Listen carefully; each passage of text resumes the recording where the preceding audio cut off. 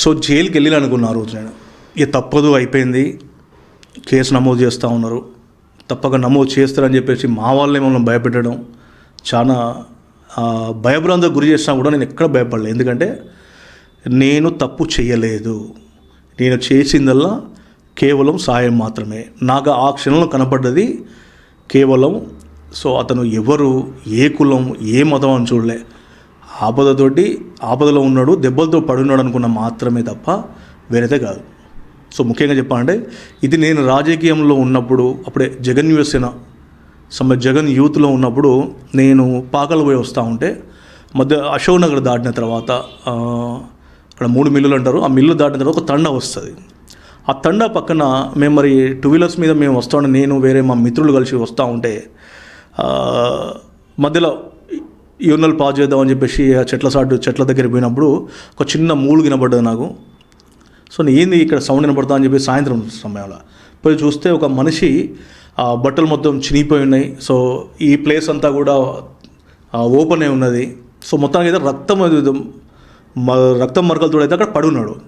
ఏం చేయాలని అర్థం కాక నేను లోపలికి పోయి చూసిన. సో నా తోడు మా ఫ్రెండ్స్ ఏమన్నారంటే, మనకెందుకురా ఇది, ఎవరో ఏందో, ఆ దెబ్బలు ఉన్నాయి, ఎవరు ఏం చేసేది తెలియదు, అక్కడ బండి గిట్ల ఏం లేదు కాబట్టి ఇది యాక్సిడెంట్ కాదు, సో అక్కడ కావాల్సుకునే వాళ్ళు కొట్టిపడేసిల్లరా మనకి ఎందుకని చెప్పన్నారు. నాకెందుకో అనిపించింది, ఏమన్నా సరే చూద్దామని చెప్పేసి వెంటనే 108 ఫోన్ చేసినాం. 108 వచ్చింది. తర్వాత ఎవరు ఫోన్ చేసినా నేనే ఫోన్ చేసి అని చెప్పిన.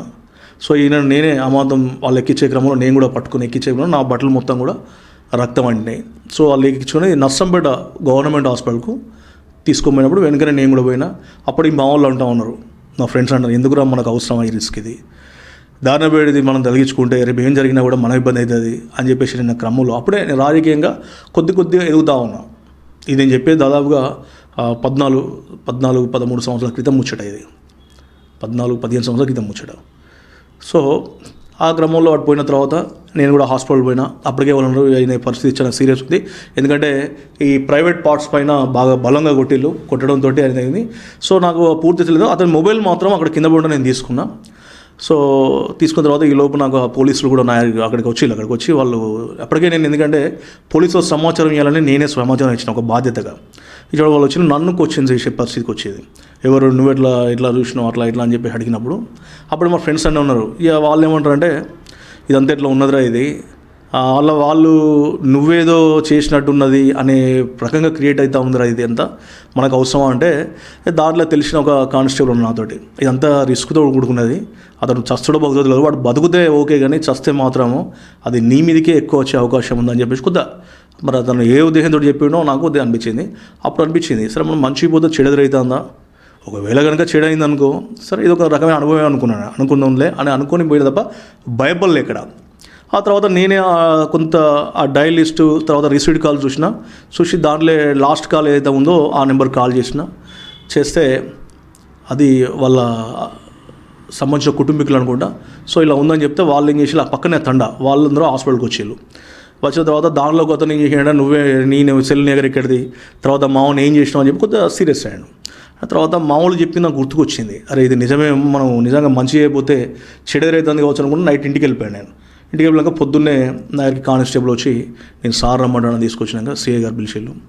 పోయినాక ఇదంతా ఏంది రిస్క్, ఇదంతా నీకు అవసరమా అని చెప్పేసి, నువ్వు ఇప్పుడిప్పుడే రాజకీయంగా ఎదుగుతా ఉన్నావు, నీకు ఎందుకు అవసరం అంటే, ఏమో సార్ అక్కడ మంచి అనిపించింది చేసిన, ఇప్పుడు ఏం సార్ ప్రాబ్లం అంటే అదంతా కొద్దిగా వేరే ఉంది, అదంతా వేరే ఎఫ్ఐఆర్ సంబంధించినటువంటి ఇష్యూలో అది కొట్టినట్టు కనబడుతుంది, దాంట్లో మరి ఎవరు కొట్టిలు అనేది లేదు, ప్రస్తుతానికి మాత్రం ఆ మొబైల్ నీ దగ్గర ఉంది, మరి నువ్వే అని చెప్పండి. నా మొబైల్ హ్యాండ్ ఓవర్ చేసిన తర్వాత హాస్పిటల్ పోయిన తర్వాత సరే మరి అతని అదృష్టమా లేకపోతే ఇంకేదని తెలియదు, తనకు మెలకు వచ్చిన తర్వాత ఏం జరిగిందని చెప్పేసి నేను పోయి తెలుసుకునే క్రమంలో సో తను మొత్తం నిజం చెప్పేసాడు.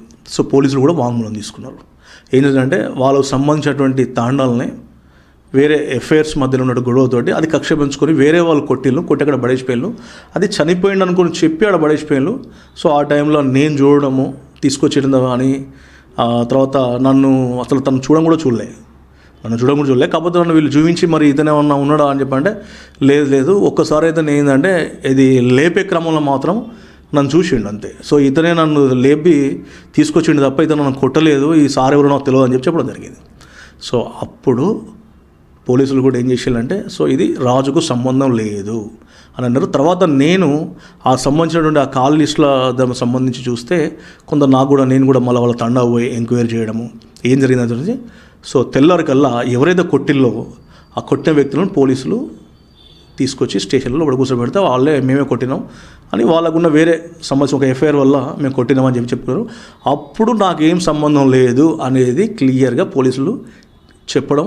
తర్వాత మా ఫ్రెండ్స్ కూడా చూసిన వారా 2 రోజులు ఎంత మనం ఇబ్బంది పడ్డాము, 2 రోజులు నీ గురించి మేము పరిశాన్ కావాల్సి వచ్చిందంటే మీరు ఎంత పరిశాన్ అయినా నేనైతే పరిశాన్ కాలేదు.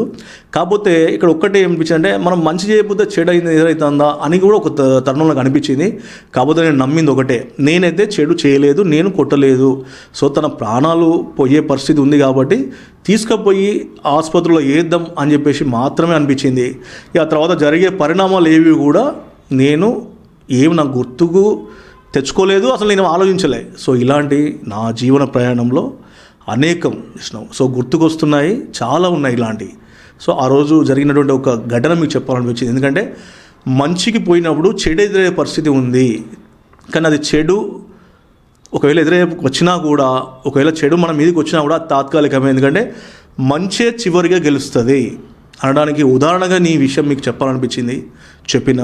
సో మరో గుర్తుకొస్తున్నాయి కార్యక్రమంలో మళ్ళీ కలుద్దాం. ఇప్పుడు సెలవు, మీ రాజు పటేల్.